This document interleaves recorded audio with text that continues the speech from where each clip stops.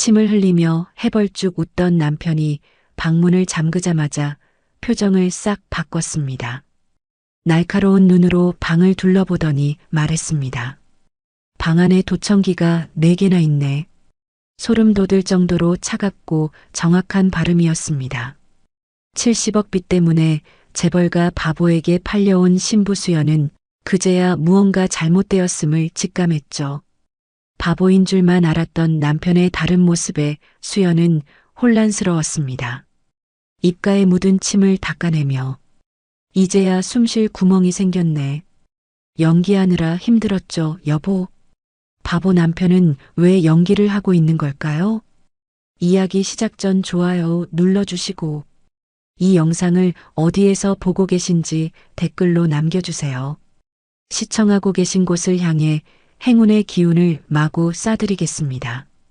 2010년 초겨울 서울의 한 낡은 연립주택 반지하.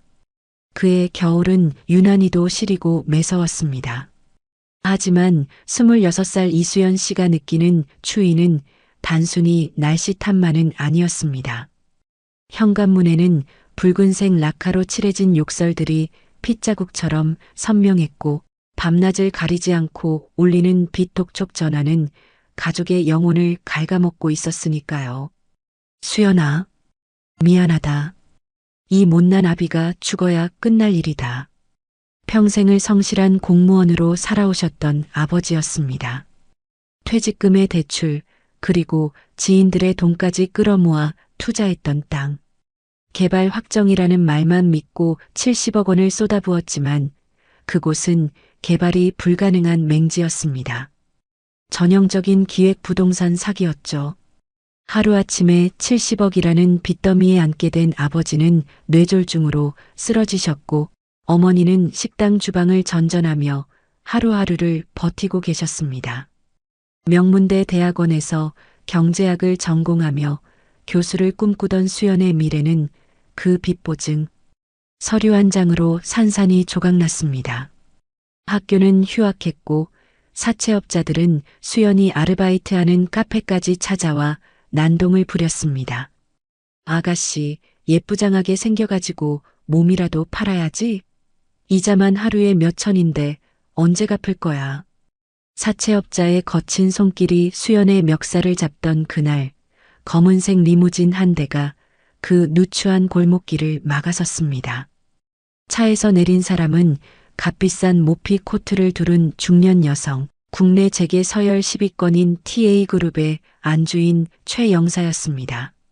그녀는 수행원들이 깔아준 레드카펫을 밟듯 조심스럽게 반지하 방으로 들어왔습니다. 곰팡이 냄새가 역하다는 듯 손수건으로 코를 막은 그녀는 쓰러져 누워있는 수연의 아버지와 겁에 질린 어머니를 벌레 보듯 훑어보았습니다. 이수연 양이라고 했나? 최 영사의 목소리는 우아했지만 그 안에 담긴 경멸은 칼날보다 날카로웠습니다. 비서가 내민 서류 가방이 열리자 그 안에는 현금이 아닌 서류 뭉치가 들어 있었습니다. 아버지의 빚 70억 원을 TA그룹이 대위 변제하겠다는 약정서였습니다. 조건은 간단하다. 내 아들 진우와 결혼해라. 수연은 귀를 의심했습니다. TA그룹의 막내 아들 강진우. 세간에는 7살 지능을 가진 지적 장애인으로 알려져 있었고 술집에서 난동을 부리거나 기이한 행동을 일삼아 TA그룹의 미친 개라고 불리는 남자였습니다. 결혼이라뇨. 저는 착각하지 마라. 며느리를 구하는 게 아니야. 평생 내 아들의 똥오줌을 받아내고 짐승처럼 날뛰는 녀석을 통제할 고급 간병인이 필요한 거다. 죽은 듯이 그림자처럼 살아라. 그러면 내 아비 빚은 없던 걸로 해주마. 그것은 청혼이 아니라 악마의 거래였습니다. 인신매매나 다름없는 제안. 하지만 수연의 눈에 들어온 것은 산소호흡기의 의지에 간신히 숨을 쉬고 있는 아버지와 퉁퉁 부은 손으로 울고 있는 어머니였습니다. 거절한다면 당장 내일 아버지는 길거리로 나앉게 될 것이고 가족은 파멸할 것입니다. 수연은 떨리는 손으로 만년필을 잡았습니다. 눈물 한 방울이 계약서 위로 뚝 떨어져 번졌습니다. 하겠습니다. 그 결혼 제가 합니다. 최 영사는 붉은 입술을 비틀며 만족스러운 미소를 지었습니다. 현명한 선택이구나. 내일부터 당장 들어와라. 아, 식은 올릴 거다. 구색은 갖춰야 하니까. 계약서에 도장이 찍히는 순간 수연의 인생은 70억 원에 팔려나갔습니다. 그녀는 자신이 걸어 들어가는 곳이 단순한 시집살이가 아닌 거대한 음모와 죽음의 위협이 도사리는 전장이라는 사실을 그때는 알지 못했습니다. 그렇게 수연은 자신의 이름과 꿈을 지우고 재벌가 바보의 아내라는 가면을 쓰게 되었습니다. 결혼식 당일, 대한민국 최고의 호텔 웨딩홀은 화려한 생화 장식과 샹들리에로 눈부시게 빛났습니다. 정재계의 내로라 하는 인사들이 하객으로 참석했지만 그들의 눈빛에는 축복이 아닌 조롱과 호기심이 가득 차 있었습니다. 저 여자가 그 70억짜리 신부라며? 돈이 무섭긴 무서워. 저런 바보한테 시집을 가고. 수연은 순백의 웨딩드레스를 입었지만 마치 수의를 입은 듯 숨이 막혀왔습니다. 신부 대기실부터 식장 입구까지 이어지는 그 짧은 길이 천리 길처럼 느껴졌죠. 그리고 마침내 신랑 입장의 순서.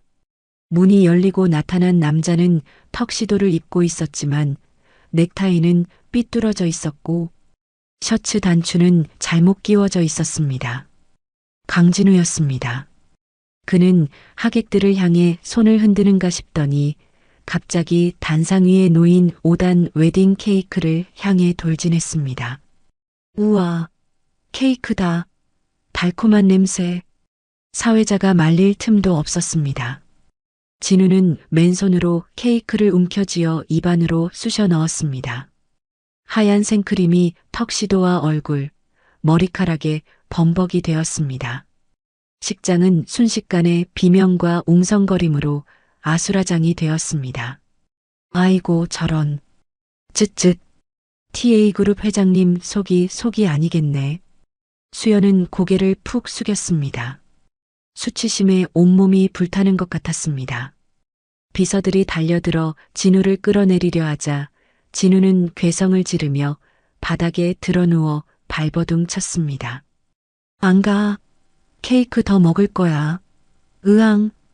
그 난장판 속에서 혼주석에 앉은 최 영사와 그녀의 친아들 강민석 본부장은 싸늘한 표정으로 이 광경을 지켜보고 있었습니다. 마치 잘 짜인 연극을 감상하는 관객처럼 말이죠. 수연은 직감했습니다. 이 모든 것이 진우를 더 완벽한 미치광이로 보이게 하기 위한 방치라는 것을요.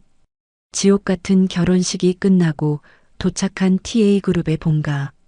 저택은 으리으리했지만 수연이 안내받은 곳은 별채의 가장 구석진 방이었습니다. 짐을 풀기도 전 최 영사가 수연을 호출했습니다. 최 영사는 앤티크 찻잔을 내려놓으며 탁자 위에 약통 하나를 던졌습니다. 피임약이다. 매일 먹어. 수연이 당황한 눈으로 쳐다보자 최 영사는 뱀처럼 차가운 목소리로 쏘아붙였습니다. 내 아들 핏줄이라도 베서 안방마님 행세할 생각은 꿈도 꾸지 마라. 넌 그저 껍데기뿐인 아내야. 진우가 발작하면 진정제 놓고 똥 싸면 치우고 밥 먹여주는 게 내 일이다. 만약 허튼 수작 부리면 내 아버지 병원비 끊기는 건 순식간인 줄 알아. 모멸감이 목구멍까지 차올랐지만 수연은 고개를 숙이며 네, 알겠습니다. 라고 답할 수밖에 없었습니다. 방을 나오던 수연은 복도에서 아주버니인 강민석과 마주쳤습니다. 그는 술 냄새를 풍기며 수연의 앞을 가로막았습니다. 재수 씨? 흐흐. 가까이서 보니 꽤 미인이네. 아깝다 아까워. 저런 반편이한테 팔려오기엔. 민석의 시선이 수연의 몸을 노골적으로 훑어내렸습니다. 그는 수연의 어깨에 손을 올리려다 멈칫하더니 귓가에 대고 속삭였습니다. 살다가 힘들면 형님한테 와.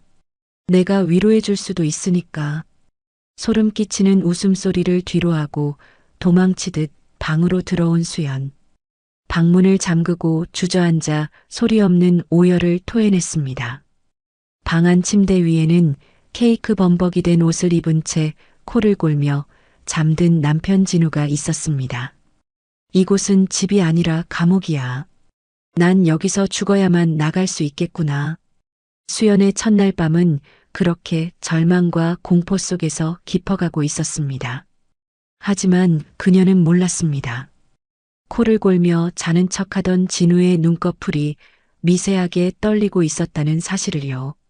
시계 바늘이 새벽 2시를 가리켰습니다. 저택의 모든 불이 꺼지고 정원사의 순찰 소리마저 잦아든 깊은 밤. 수연은 소파 구석에 웅크려 앉아 잠들지 못하고 있었습니다.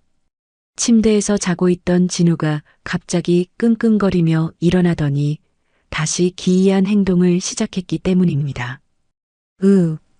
벌레. 벌레가 있어. 진우는 몽유병 환자처럼 방 안을 서성이다가 갑자기 벽에 걸린 고가의 그림 액자를 향해 손을 뻗었습니다. 진우 씨, 왜 그러세요? 수연이 말릴 새도 없이 진우는 액자를 바닥에 힘껏 내동댕이 쳤습니다. 와장창 날카로운 파열음이 방 안을 울렸습니다. 수연은 심장이 덜컥 내려앉았습니다. 사람들이 깰까봐 급히 달려갔지만 진우는 멈추지 않았습니다. 이번에는 침대 옆 스탠드 조명, 그리고 탁상 시계까지 바닥으로 던져 박살을 냈습니다. 안 돼요. 제발 그만하세요. 수연이 진우의 팔을 잡고 애원했습니다. 그때였습니다. 난장판이 된 바닥에 쭈그리고 앉은 진우가 깨진 액자 뒤편과 시계 부속품 사이에서 무언가를 집어들었습니다. 쌀알만한 크기의 검은색 전자부품. 도청기였습니다. 하나가 아니었습니다. 액자 뒤 스탠드 및 시계 건전지 투입구, 화재 경보기 안쪽까지 총 4개의 도청기가 그의 손바닥 위에 올려졌습니다. 진우는 그것들을 바닥에 놓고 발 뒤꿈치로 지시겨 가루로 만들었습니다. 빠지직 하는 소리와 함께 부품들이 으깨졌습니다. 그 순간 방 안의 공기가 바뀌었습니다. 구부정하게 굽어있던 진우의 등이 꼿꼿하게 펴졌습니다. 초점 없이 풀어져 있던 눈동자에는 서늘할 정도로 날카로운 이성이 깃들었습니다. 그는 헝클어진 머리카락을 손으로 쓸어 넘기며 공포에 질려 떨고 있는 수연을 향해 고개를 돌렸습니다. 그 표정은 더 이상 바보의 것이 아니었습니다. 진우는 검지손가락을 입술에 대고 쉬타는 제스처를 취했습니다. 그리고 수연에게 다가왔습니다. 수연은 뒷걸음질 치다 벽에 부딪혔습니다. 당신, 누구야? 수연의 떨리는 물음에 진우가 입을 열었습니다. 낮고 차분하며 지적인 목소리였습니다. 많이 놀랐죠? 미안합니다. 최 영사가 이번엔 신형 도청기를 설치해서 찾는데 시간이 좀 걸렸네요. 말을 제대로 하시네요. 바보 연기도 20년 하면 달인이 되거든요. 진우는 쓴웃음을 지으며 냉장고에서 생수병을 꺼내 마셨습니다. 수연은 꿈을 꾸는 것만 같았습니다. 방금 전까지 케이크를 퍼먹고 소리를 지르던 그 남자가 맞나 싶을 정도로 완벽한 변신이었습니다. 왜 숨기신 거죠? 다들 당신이 7살 지능이라고. 진우의 눈빛이 차갑게 가라앉았습니다. 살고 싶었으니까요. 어머니가 돌아가시고 계모가 들어온 날부터 저는 이 집안의 잉여 인간이어야 했습니다. 똑똑한 아들은 제거 대상이지만 멍청한 바보는 무시당할 뿐 목숨은 부지할 수 있으니까. 그의 목소리에는 깊은 슬픔과 분노가 서려 있었습니다. 그는 수연의 눈을 똑바로 응시하며 말했습니다. 이수연 씨, 당신은 70억 빚 때문에 팔려왔다고 생각하죠? 아니요. 당신은 철저하게 설계당해서 이곳에 온 겁니다. 나와 당신, 우리 둘 다 저들의 장기말일 뿐입니다. 그게 무슨 말씀이세요? 진우는 침대 매트리스 밑을 뜯어내고 숨겨두었던 서류 봉투 하나를 꺼냈습니다. 지금부터 제가 보여드리는 게 진실입니다. 감당하실 수 있겠습니까? 그날 밤 수연은 자신이 겪은 불행의 진짜 원인을 마주하게 됩니다. 그리고 두 사람의 위험하고 은밀한 동거가 시작되었습니다. 진우가 건넨 서류 봉투 속에는 수연의 아버지가 당한 가짜 개발 지역 투자 관련 자료들이 빼곡했습니다.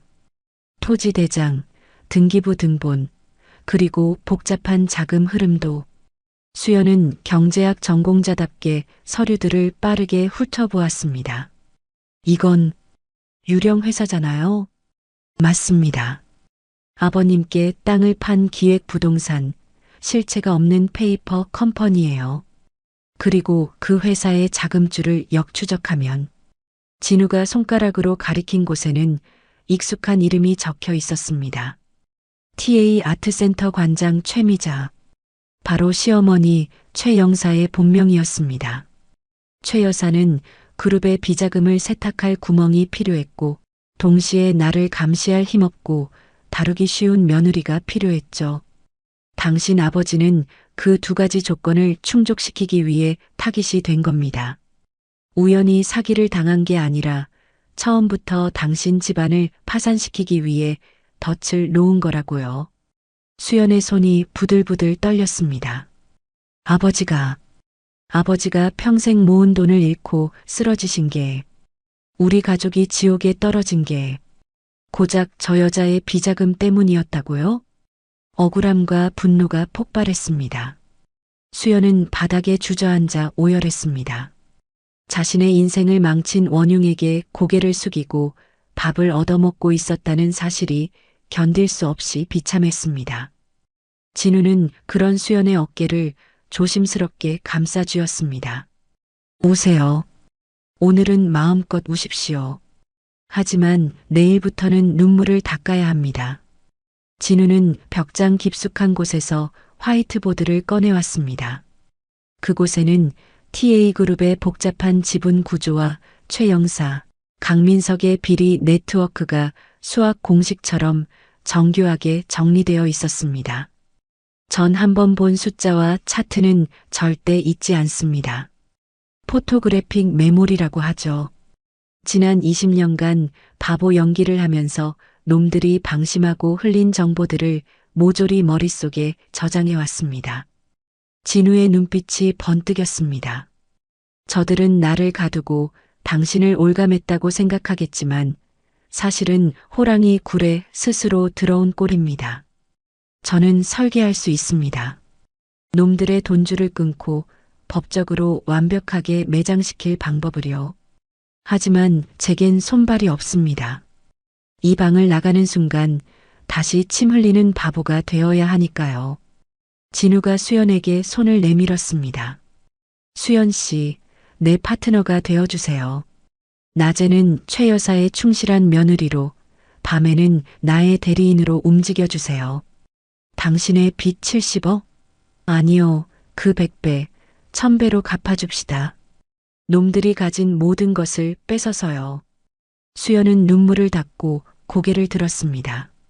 눈앞의 남자는 더 이상 낯선 타인이 아니었습니다.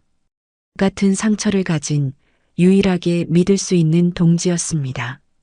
그녀는 진우의 손을 꽉 잡았습니다. 할게요. 그거래. 뼈까지 씹어먹어서라도 갚아줄 거예요. 그날 밤 달빛 아래에서 두 사람의 진짜 결혼 생활이 시작되었습니다.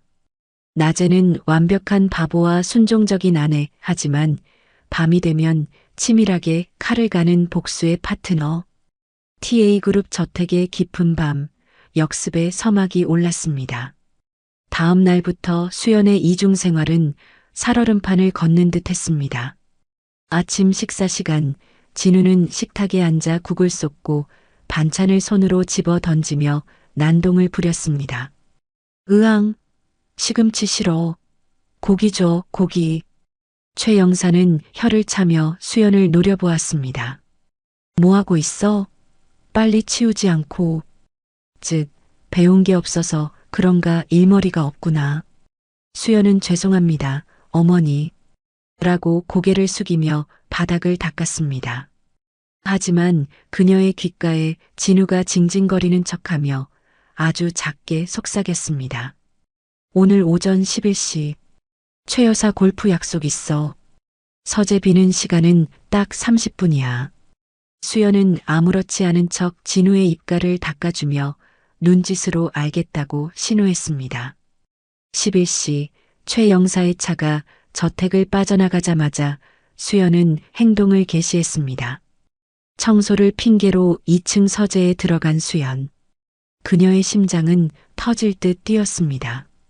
진우가 알려준 대로 책장 세 번째 칸에 경제학 원론 책을 뽑자 뒤편에 숨겨진 금고 다이어리 나타났습니다. 비밀번호는 강민석 생일 더하기 최 여사 애완견 생일 80만 1125.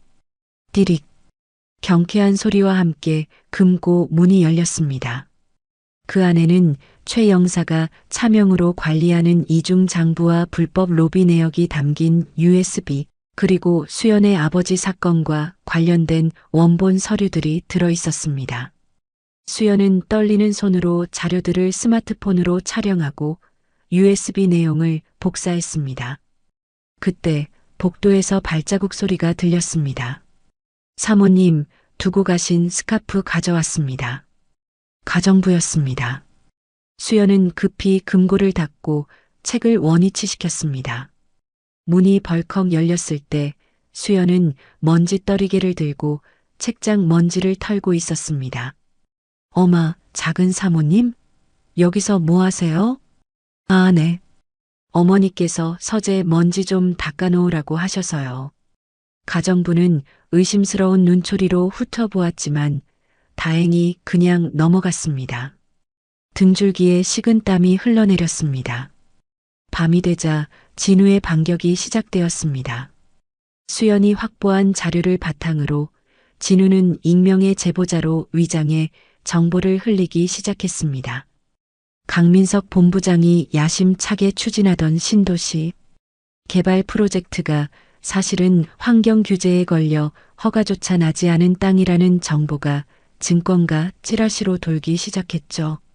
며칠 후 TA그룹의 주가는 요동쳤습니다. 아니 이게 무슨 소리야. 기사가 나갔다고? 당장 막아. 거실에서 강민석의 고함이 들려왔습니다. TV 뉴스에서는 TA건설의 주가 폭락 소식이 흘러나오고 있었습니다. 소파에 앉아 뽀로로를 시청하며 해벌쭉 웃고 있던 진우. 그 옆에서 과일을 깎던 수연과 눈이 마주쳤습니다. 진우는 입모양으로만 말했습니다. 1차 성공. 수연은 깎은 사과를 진우의 입에 넣어주며 환하게 웃었습니다. 그것은 단순한 미소가 아니라 승리의 쾌감이 담긴 웃음이었습니다. 두 사람의 호흡은 점점 완벽해지고 있었습니다. 하지만 그들의 꼬리를 밟으려는 맹수의 눈빛도 번뜩이기 시작했습니다. 꼬리가 길면 밟히는 법. 강민석은 단순한 바보라고 생각했던 진우와 얌전해 보이던 수연에게서 이상한 낌새를 눈치채기 시작했습니다. 회사 기밀이 새어나가는 타이밍이 묘하게 집안 상황과 맞아떨어졌기 때문입니다. 어느 날 저녁 강민석은 거실로 수연을 불러 세웠습니다. 그의 표정은 살기가 등등했습니다. 재수 씨, 잠깐 가방 좀 줘봐. 네. 갑자기 가방은 왜? 수연은 가방을 등 뒤로 숨겼습니다. 그 안에는 방금 진우가 넘겨준 강민석의 페이퍼 컴퍼니 해외 송금 내역이 담긴 USB가 들어 있었습니다. 요즘 집안 꼴이 말이 아니야. 쥐새끼가 한 마리 들어온 것 같은데 내 촉이 틀린 적이 없거든. 민석이 거칠게 수연의 팔을 잡아 끌며 가방을 낚아챘습니다. 이리 내놔. 아주버님, 왜 이러세요? 이건 제 사생활이에요. 가방 지퍼가 열리려는 찰나였습니다. 2층 계단에서 진우가 우아아 하는 괴성을 지르며 뛰어내려왔습니다. 그의 손에는 뚜껑이 열린 최고급 빈티지 레드 와인병이 들려 있었습니다. 비행기다. 슝 폭격이다. 진우는 민석을 향해 그대로 몸을 날렸습니다. 철퍼덕, 콸콸콸. 진우가 민석의 가슴팍으로 넘어지면서 붉은 와인이 폭포수처럼 쏟아졌습니다. 민석의 흰 와이셔츠는 핏빛으로 물들었고 그가 들고 있던 수연의 가방 안으로도 와인이 들이부어졌습니다. 아, 야, 이 미친 새끼야. 민석이 비명을 지르며 진우를 발로 걷어찼습니다. 진우는 바닥을 뒹굴며 엉엉 울음을 터뜨렸습니다. 으앙, 형아가 때려. 아파. 포도주스 먹으려고 했는데. 이거 안 나. 내 옷. 그리고 이 가방. 젠장. 가방은 와인에 흠뻑 젖어 엉망이 되었고 안의 내용물도 모두 젖어버린 것처럼 보였습니다. 민석은 젖은 가방을 바닥에 내팽개치며 욕설을 퍼부었습니다. 재수 없는 놈. 에이 퇴. 야, 빨리 와서 이거 안 닦아. 가정부들이 달려와 민석을 수습하는 사이 진우는 바닥에 엎드린 채 수연 쪽을 보며 찡긋 윙크를 보냈습니다. 그리고 아주 작은 목소리로 중얼거렸습니다. 방수 USB야. 걱정 마. 수연은 가슴을 쓸어내리며 진우를 부축해 방으로 들어왔습니다. 하지만 위기는 끝난 게 아니었습니다. 이 사건으로 폭발한 최 영사가 결단을 내린 것입니다. 더 이상은 안 되겠다. 주주총회 전에 저놈 치워버려. 내일 당장 사설 구급차 불러서 정신병원 폐쇄병동에 쳐넣어. 약을 써서라도 평생 침 질질 흘리는 식물인간으로 만들어버려. 방 문 밖에서 들려온 최 영사의 통화 내용. 수연과 진우는 동시에 서로를 바라보았습니다. 올 것이 왔습니다. 시간이 없군요. 진우가 안경을 고쳤으며 차갑게 말했습니다. 내일 주주총회, 그곳이 우리의 마지막 무대가 될 겁니다. 준비됐습니까, 파트너?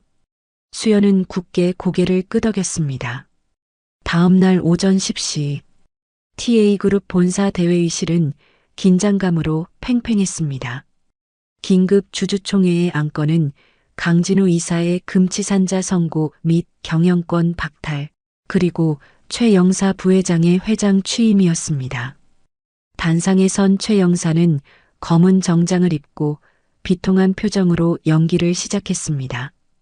주주 여러분, 어미로서 이런 결정을 내리게 되어 가슴이 찢어집니다. 하지만 제 막내 아들 진우는 안타깝게도 정상적인 판단이 불가능한 상태입니다. 더 이상 그룹의 리스크가 되는 것을 방치할 수 없어. 그때였습니다. 쾅! 육중한 회의실 문이 굉음과 함께 활짝 열렸습니다.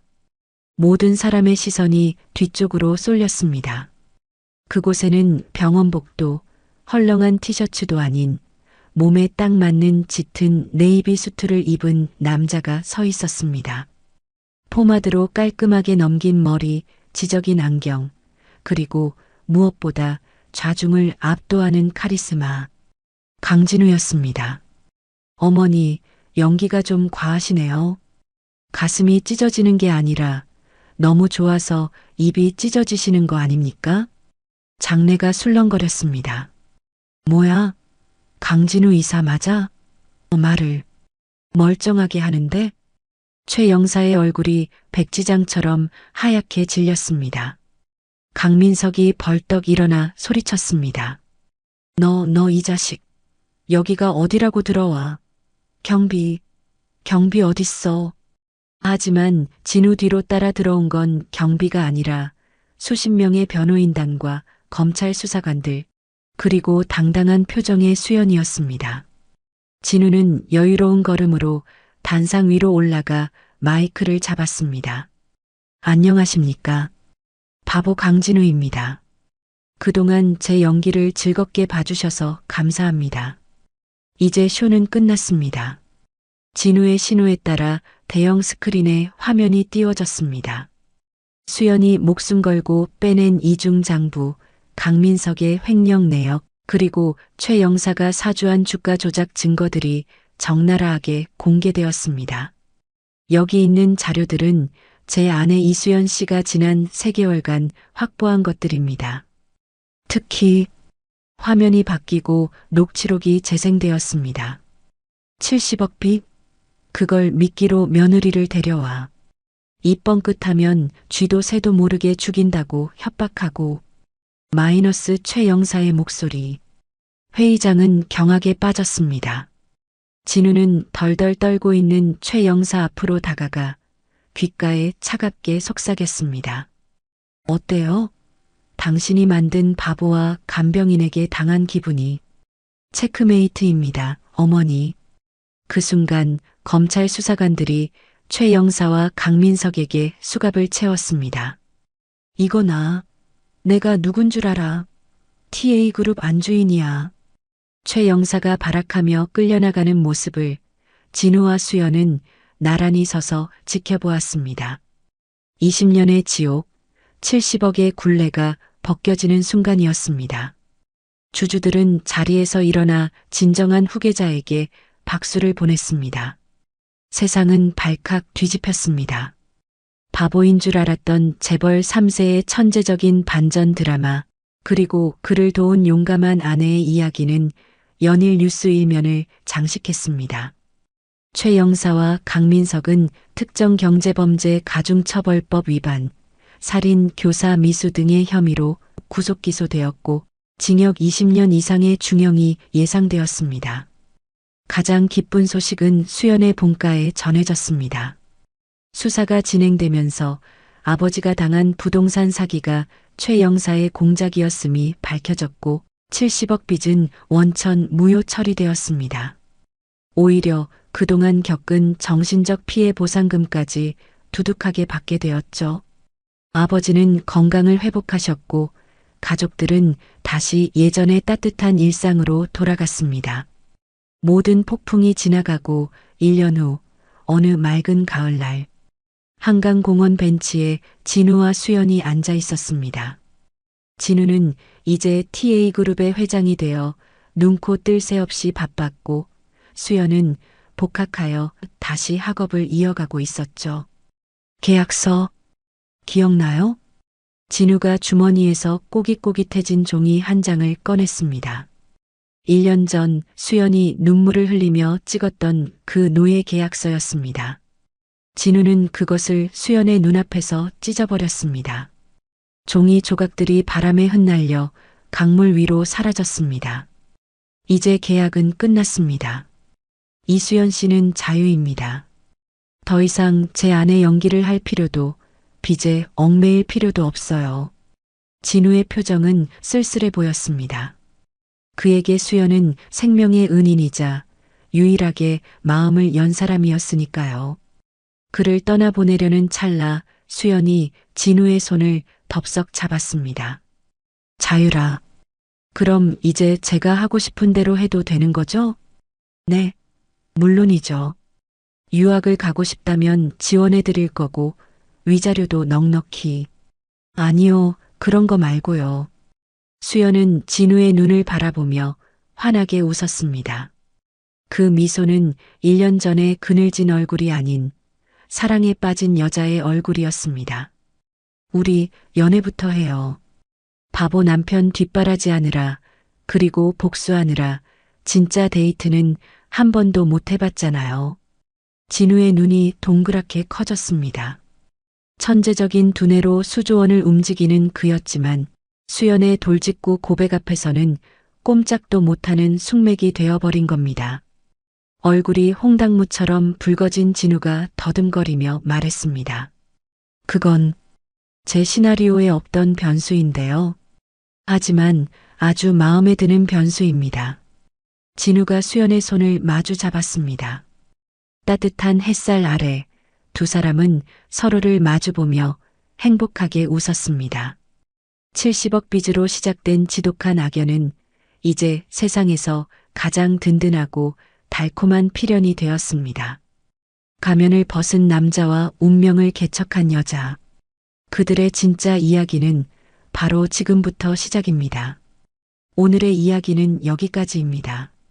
여러분의 삶에도 이런 기적 같은 반전이 찾아오길 바라며 오늘 이야기는 여기서 마치겠습니다. 구독과 좋아요는 큰 힘이 됩니다. 감사합니다.